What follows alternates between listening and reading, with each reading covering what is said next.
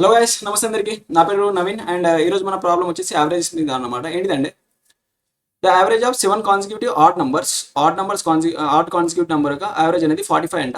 అయితే what is the second largest number among them. అయితే 7 consecutive odd number తీసుకుందాం. అయితే ఫస్ట్ 1 2 3 4 5 6 7 నంబర్స్ కదా.